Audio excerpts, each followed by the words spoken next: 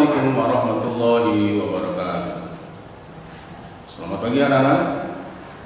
Mudah-mudahan kalian pagi hari ini dalam keadaan sehat walafiat.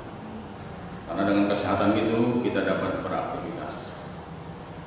Baik anak-anak, sebagaimana biasa pada pagi hari ini, yaitu kita akan mengikuti pelajaran. Kali ini pelajaran Bapak adalah sejarah kebudayaan Islam. Oleh karena itu, sebelum belajar sama-sama mari kita berdoa kepada Allah Subhanahu wa taala agar apa-apa yang kita inginkan tentunya mendapatkan ilmu daripada guru-guru kita. Dan kali ini dengan Bapak sendiri, yaitu kita berdoa kepada Allah Subhanahu wa taala sebagaimana diajarkan oleh Rasulullah Muhammad SAW. Sebelum belajar, yaitu terlebih dahulu berdoa. Ila hadratin Nabi Mustafa al-Fatihah. A'udzu billahi minasy syaithanir rajim. Bismillahirrahmanirrahim. Alhamdulillahi rabbil alamin. Arrahmanir rahim. Maliki yaumiddin. Iyyaka na'budu wa iyyaka nasta'in. Ihdinas siratal mustaqim. Siratal ladzina an'amta 'alaihim ghairil maghdubi 'alaihim waladdallin. Terima kasih anak-anak. Tetap semangat setelah kita berdoa kepada Allah Subhanahu wa taala. Baik, kita akan masuki pelajaran SKI ini, yaitu proses masuk dan berkembangnya Islam di Indonesia. Nah, yang kita pelajari kali ini adalah tentang proses masuknya, bukan proses bagaimana perkembangannya. Nanti kita akan lanjutkan nanti pada pertemuan sesi berikutnya adalah perkembangan Islam Indonesia. Tapi kali ini adalah proses masuknya. Ada salah seorang yang bernama Ahmad Mansur Surya Negara yang dalam bukunya berjudul Menemukan Sejarah, bahwa teori masuknya Islam ke Indonesia itu ada 3. Ya, jadi dalam teori masuknya agama Islam ke Indonesia itu ada 3. Yang pertama adalah teori mujarad. Teori mujarad ini adalah teori yang berdasarkan bahwa Islam itu masuk ke Indonesia dibawa oleh orang mujarad atau India. Kemudian yang kedua, teori Mekah. Teori Mekah tentunya dibawa oleh para pedagang-pedagang Arab yang singgah di Indonesia. Mereka sambil berdagang dan sambil menyebarkan agama Islam. Dan yang ketiga adalah teori Persia. Teori Persia ini adalah di mana dilaksanakan oleh orang-orang Persia yang berasal dari Irak, yang konotasinya adalah Islam Syiah. Nah, baik. Yang pertama anak-anak, bahwa teori mujarad ini, menurut teori ini dikatakan bahwasanya beliau mengatakan bahwa Islam masuk ke Indonesia pada abad ke-13. Ya, pada abad ke-13. Nanti mungkin bisa berbeda menurut teori-teori lain. Nah, kemudian kurangnya fakta peranan bangsa Arab dalam penyebaran Islam. Jadi menurut teori ini bahwasanya kurangnya fakta-fakta yang ditunjukkan, ya, bahwa bagaimana ya bangsa Arab dalam menyebarkan agama Islam. Kemudian yang berikutnya adalah hubungan dagang jalur Indonesia, yaitu Kambai Timur, Kambai, kemudian Timur Tengah dan Eropa.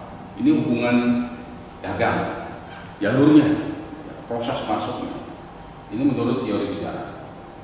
Kemudian apalagi ditemukannya adalah batu nisan yang bernama Sultan Samudra Pasai, yaitu Sultan Malik As-Saleh pada tahun 1297.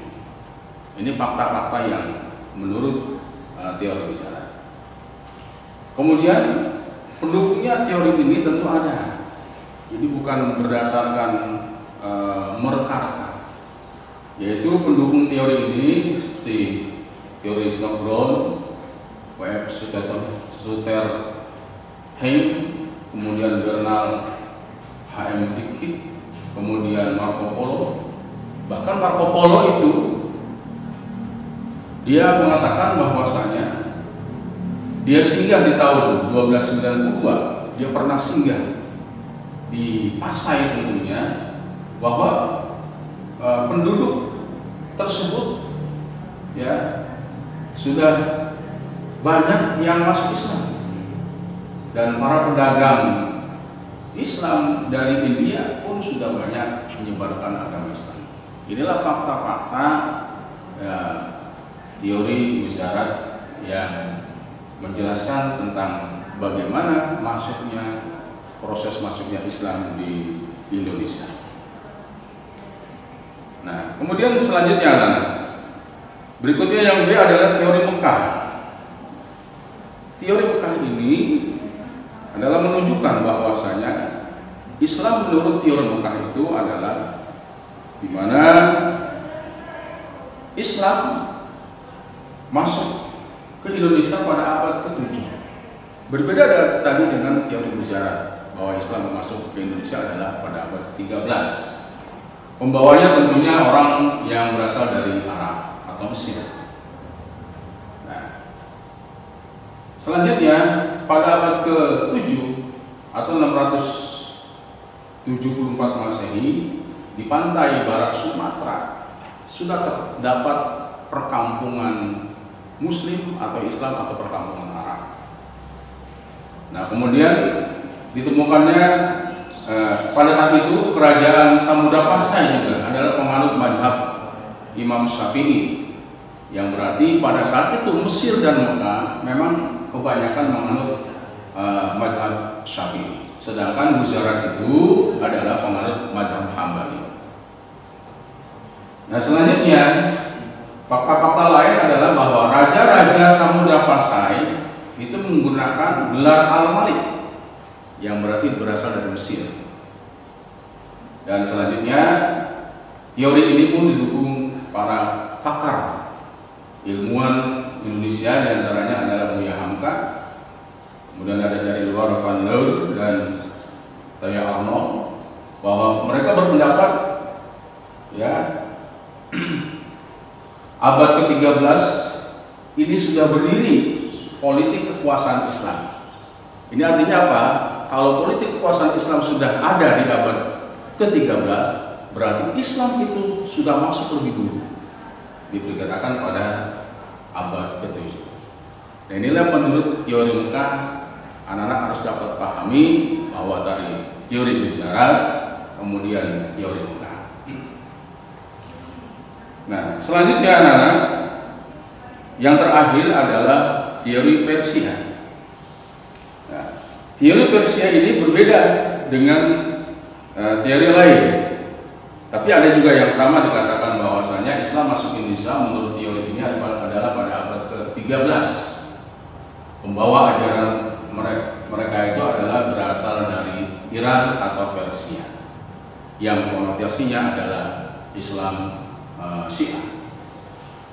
Kemudian beberapa adat istiadat yang ada di Sumatera, ya, ini banyak kesamaan, ya, banyak kesamaan menurut Islam di Persia. Contohnya tabui atau tabuk, ya, kalau di Jawa itu adalah ada bubur suroh yang diperingati setiap 10 Muharram, dan itu sangat dihargai, sangat dihormati oleh kaum Syiah, bahwa di 10 Muharram itu ada terjadi sesuatu yang sangat luar biasa, yaitu berkenaan dengan cucunya Rasulullah Muhammad SAW, Hasan dan Husain. Kemudian yang berikutnya adalah kesamaan ajaran Sufi yang dianut oleh Syekh Siti Jenar, yaitu dengan Sufi dari Iran. Ini tulisannya kurang sedikit, ya, mohon maaf, dengan Sufi dari Iran. Nah, selanjutnya ditemukannya yaitu makam mohon maaf ini makam ya, makam Maulana Malik Ibrahim di tahun 1419 di Gresik. Nah, selanjutnya terakhir bahwa Islam masuk ke Indonesia, disimpulkan bahwa Islam masuk ke Indonesia dengan damai pada abad ke-7 dan berkembangnya pada abad ke-13, mulai berkembangnya Islam pada abad ke-13 tentunya diprakarsai oleh 3 teori ini, yaitu berasal dari Arab, kemudian Persia dan Gujarat atau India. Nah, inilah anak-anakku sekalian, bahwasanya proses masuknya Islam di Indonesia itu ternyata bukan saja dari Arab Saudi, tetapi ternyata dari beberapa negara seperti India, kemudian Persia. Itulah proses Islam masuk ke Indonesia. Nah, dengan demikian anak dapat dipahami bahwa dengan demikian 3 teori ini ya, yang menurut salah seorang yang bernama Ahmad Mansur Suryanegara, bahwa dengan judul yang berjudul adalah Menemukan Sejarah, beliau menyatakan 3 teori menurut beliau bahwasanya Islam masuk ke Indonesia. Bapak kira demikian anak-anakku, mudah-mudahan kalian dapat memahami. Salam sehat dan mudah-mudahan kalian selalu dalam lindungan Allah Subhanahu wa taala. Billahi taufiq wal hidayah. Wassalamualaikum warahmatullahi wabarakatuh.